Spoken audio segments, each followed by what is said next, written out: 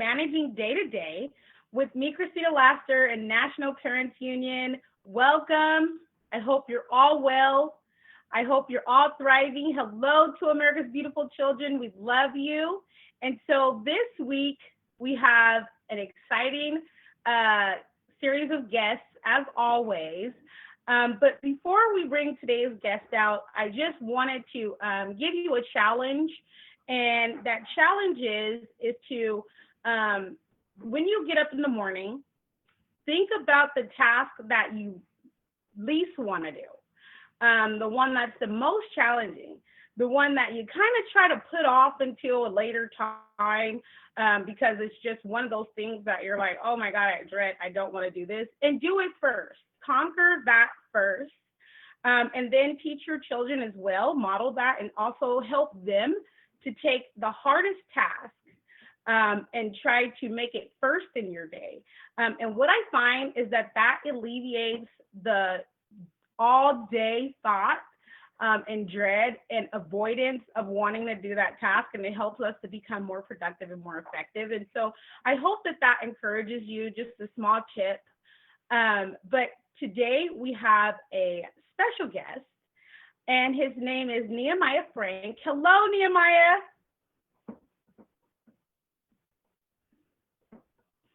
Hello. Hey, how are you? I'm good. You know, out here looking forward to a week out of the 100+ degrees. Oh. And so I think that we're going to be doing good. How are you doing? I'm doing well. I'm still in quarantine. Our state is slowly opening up, but there's still a lot of things that are closed here. And it's definitely not 100 degrees outside. It's probably like 55 degrees. Can't come visit, but I would love to be where you're at visiting in that weather, right? And so tell everyone who's watching who you are and what you do. Yeah, so my name is Nehemiah Frank. I live in Oklahoma. I am the founder and editor-in-chief for the Black Wall Street Times, which is a digital news media company.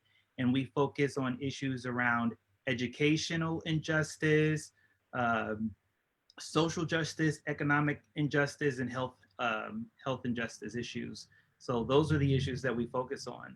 And I also write a lot about education because I used to be an assistant principal at the school, Sankofa, and I also taught there for several years.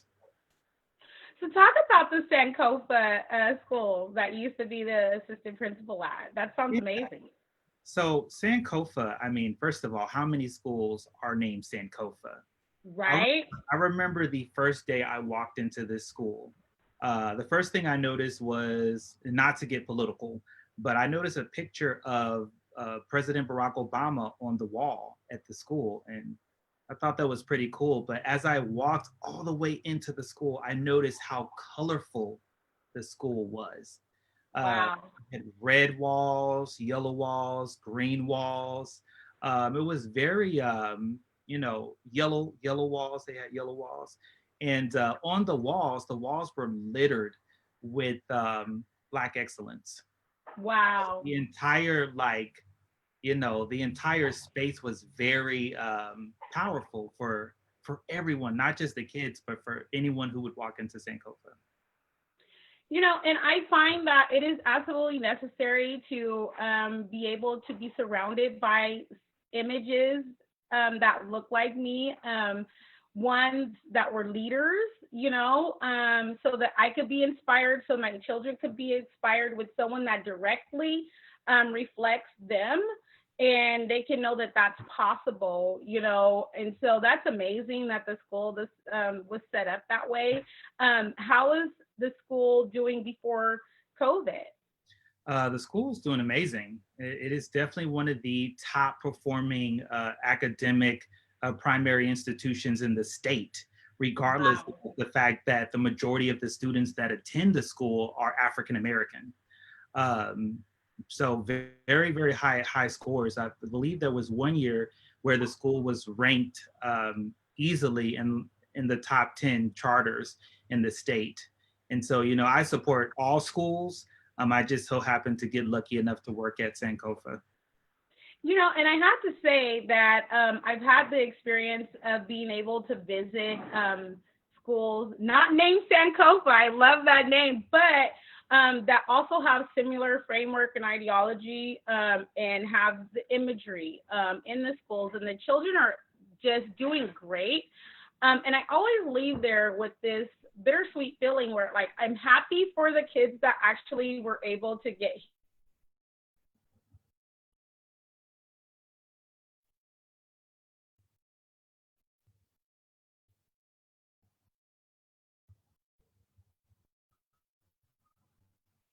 I'm sorry. I think I lost your audio. I can't hear you. You can't hear me? Okay, I can hear you now. I'm sorry.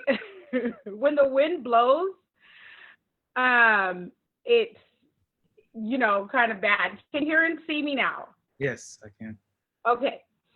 So what I was saying was that, you know, I am always inspired by my experience of going into schools, maybe not named Sankofa, but have similar framework, and, you know, just that cultural congruence piece.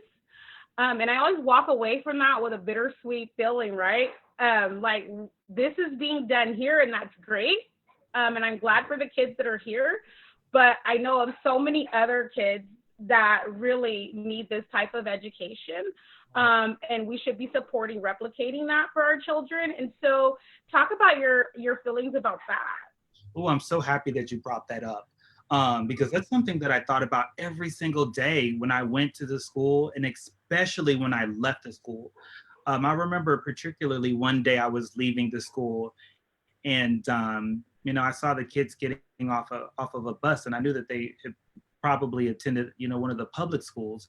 And so it's unfortunate that, the public schools that are in our community, and by our community I mean Black community, they're just not doing, super well. Even in the Latinx community, they're not doing well.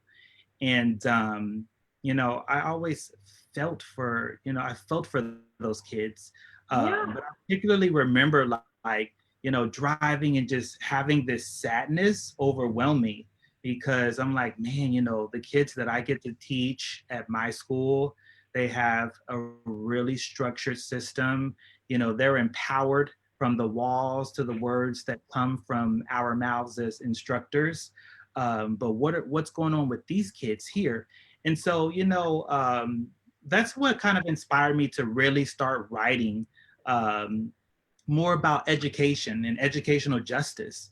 That's one of the reasons why I ended up joining organizations like the National Parents Union and Mm-hmm. Education Post or Right Beam, because they're doing the work, they're advocating, they're putting out conversations to the forefront, so people can have conversations about, oh, these kids here are doing good, but the majority of our kids, they're not doing good. Uh, Exactly. and so how do we combat that? And so I combat that um, through showing up to the school board meeting. Even though I'm in my own district, I'm advocating for kids and for parents so they can have better outcomes for their kids. You know, and I find that, you know, just empowering and arming the parents to fight is great. It's huge, right? That's what we do. Yeah. We get information out there so that we can arm the parents with what they need so that their children can thrive, right? But I also find that having the advocates and external organizations and other people to back them and stand with them.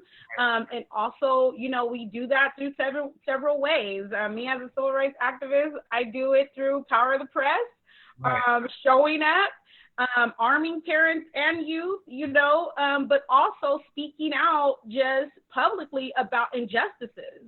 Mm-hmm. And that doesn't come without an attack, you know, it's like, it You know, happens. I know that. Right. And so, you know, we just like, that's just the way that it is. And I think that we accept it and say, we're still going to fight anyway, because this is generational. We're talking about education, liberation, you know, the mode and the means by which you can be totally free and liberated in some aspects. And so Right. I so appreciate that. How's the Black Wall Street Times doing right now? So the Black Wall Street Times, I mean, we're hitting a boom.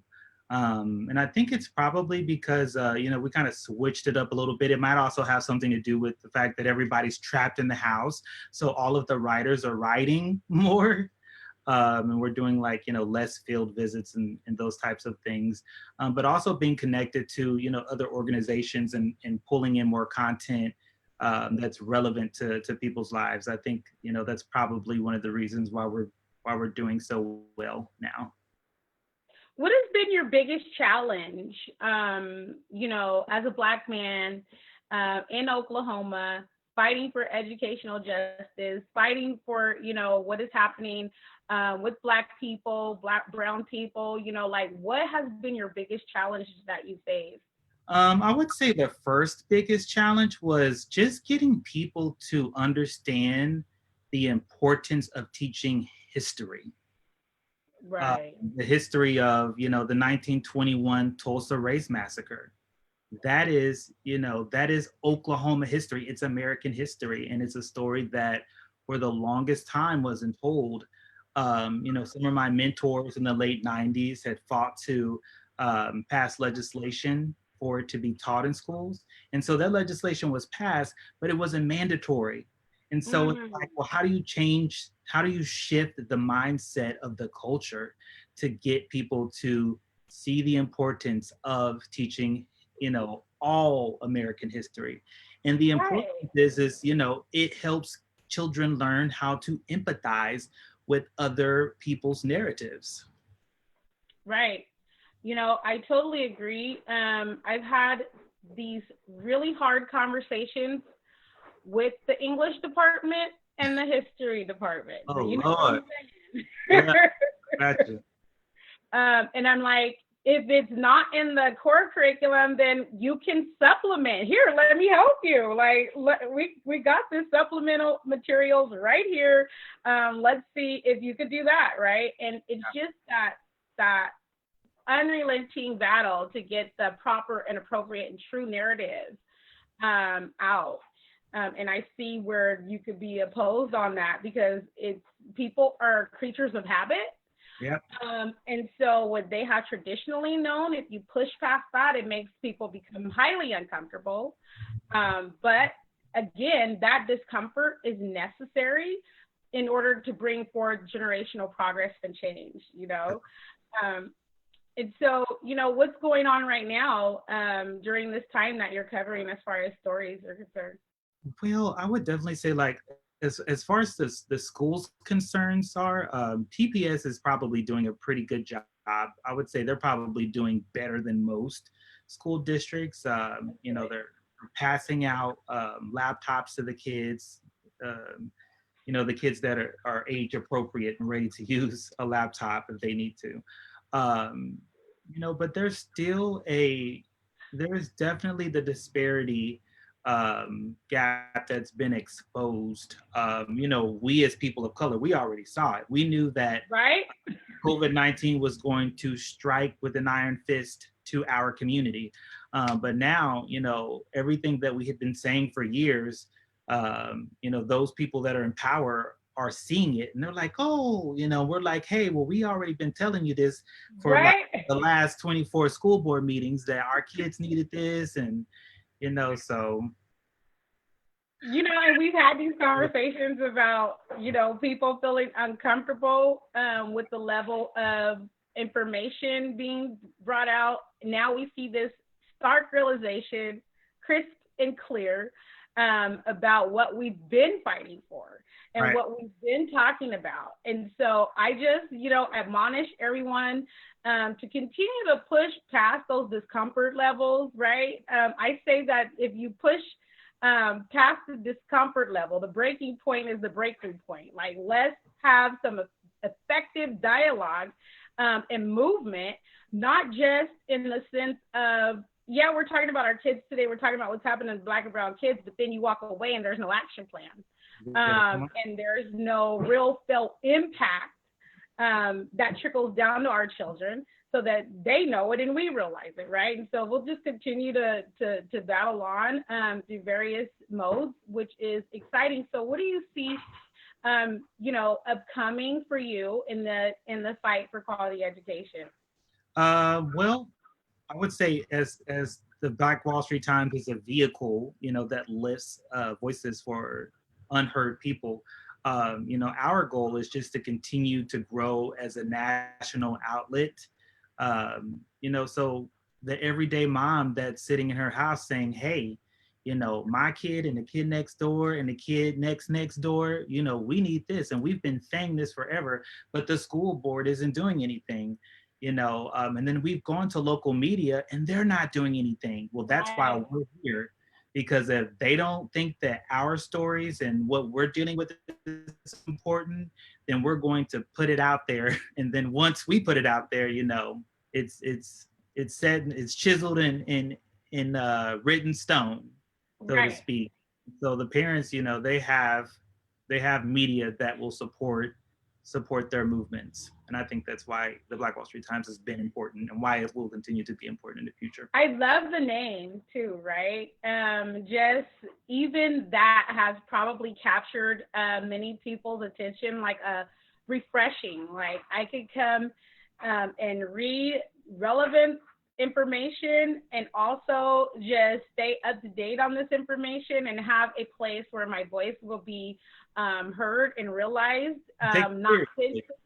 right, not censored, right, or Mhm. blocked, not sugar coated or deodorized, right? And so tell people how they can find your digital periodicals.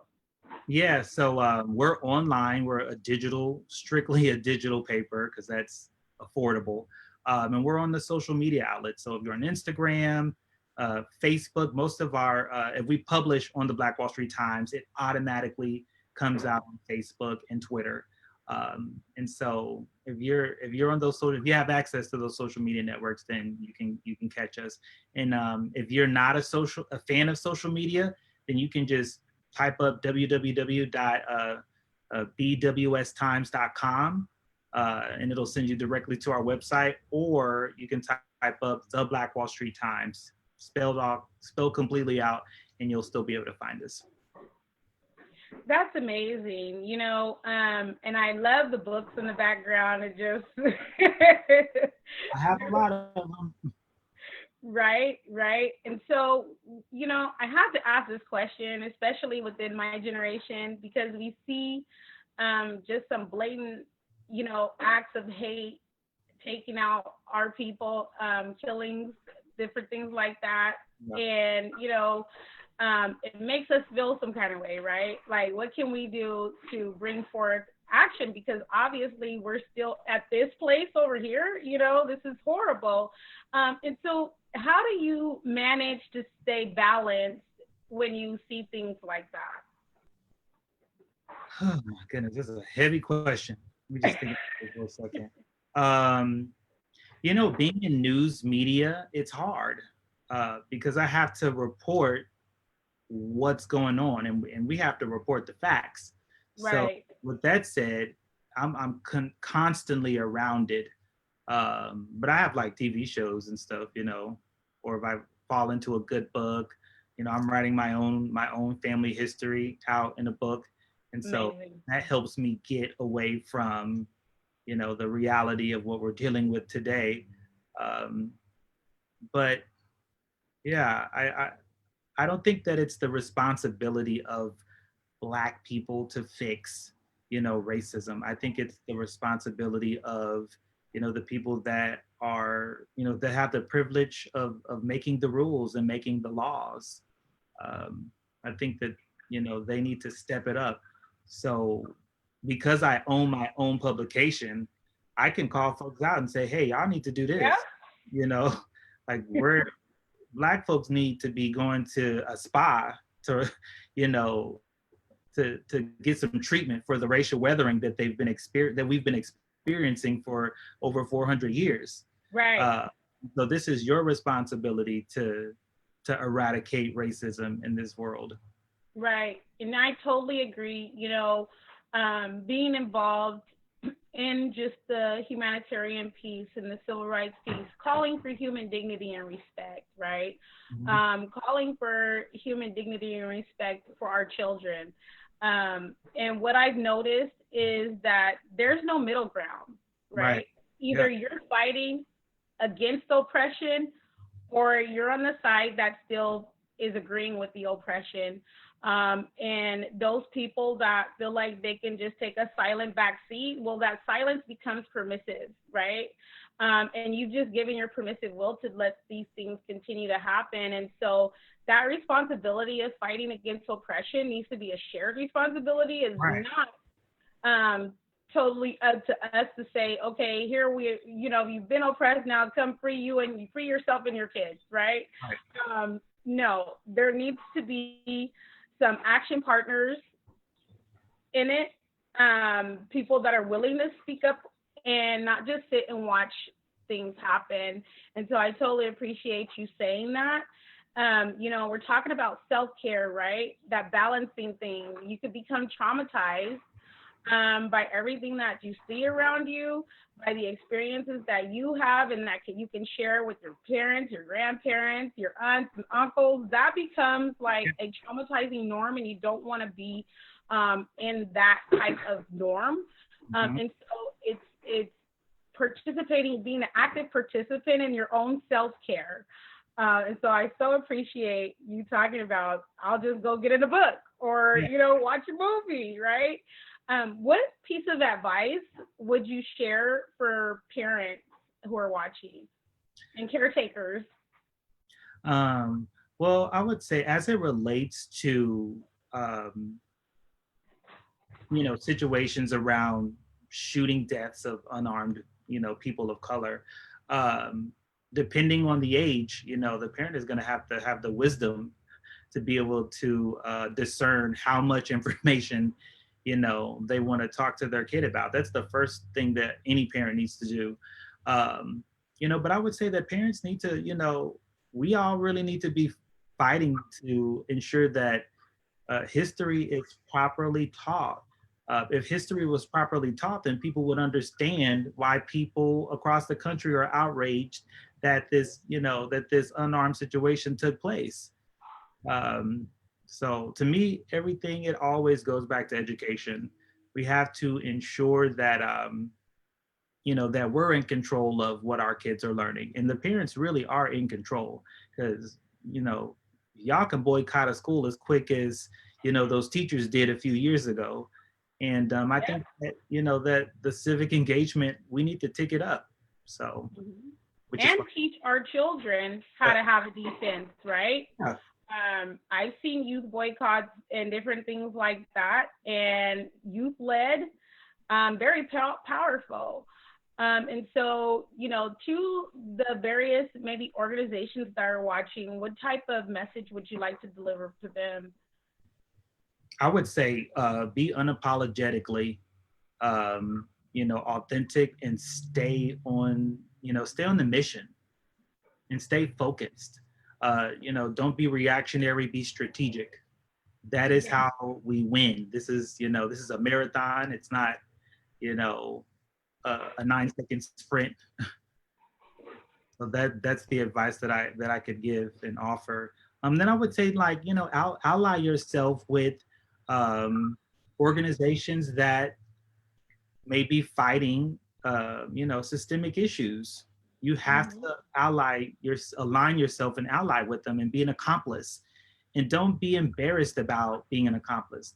Like on Facebook, early last week, after the video had surfaced of a mood, I put on Facebook, I said, look, if you're really down for social justice and you want to post about this man's murder and how you think that it was horrible and it was a great injustice to humanity, then don't keep your Facebook posts on private. Like, make that public, because Exactly. we have to be loud in order for change to come, and we have to be united. Yes, I totally agree. It's not a cute trend to just jump on the bandwagon, right? Yeah, it's not a It's hobby. Right. This is like the fight of our life, you know? And so those people that are willing to say, you know, enough, I'm going to stand up. I'm going to speak out. I definitely would admonish you to continue to do that. Continue to fight for, you know, quality education. Continue to have your voices heard. And not just say, you know, we're going to do it this one time. Because, like you said, this is a marathon, right? I mean, Right. it doesn't take a civil rights expert or anything like that to be able to speak up against injustices, right? You don't have to have a fancy title. It's just everyday people, one person at a time, saying, this is the tone that we want for our nation. This is what we don't want to see. And enough, right? Just saying enough. One person at a time, one family at a time, one community at a time. And that collaborative voice has power. And it also lets our future generations understand that this is the point in history where we said enough. Right. Right. Absolutely. Right. And so I thank you for coming. If you have a final thought you'd like to share or how people can get in contact with you, please share that. Yeah, so I'd say my final remarks would probably, I would say they are, the civil rights movement had its icons, but the civil rights movement would have been nothing without the thousands of countless, you know, nameless people that were involved with the movement. We will never know their names. You know, some of them died, some of them were Right. lynched, and there were white people whose names we won't know that were Right. a part of that movement. And you know, I'm thankful for all of them.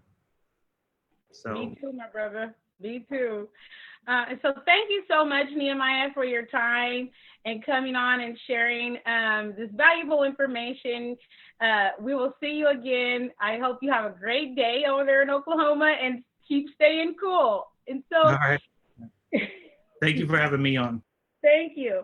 And so, you know, for you parents who are watching, we at National Parents Union want to hear from you. You could leave a comment during this week's shows or either email me, Christina at nationalparentunion.org. You can also go to our Facebook page and, you know, contact. We want to hear from you about how you feel about school reopening up. What would you want to see prior to schools reopening, and you know, just those safety measures, those protocols that you are seeking to make sure that your children continue to thrive. And so you have been watching Managing Day to Day with me, Christina Laster, and National Parents Union. I hope you're all well. I hope that you're thriving. Goodbye, America's beautiful children. We love you. We will see you again on Managing Day to Day tomorrow, same place, same time. Have a wonderful day. Be blessed. Goodbye.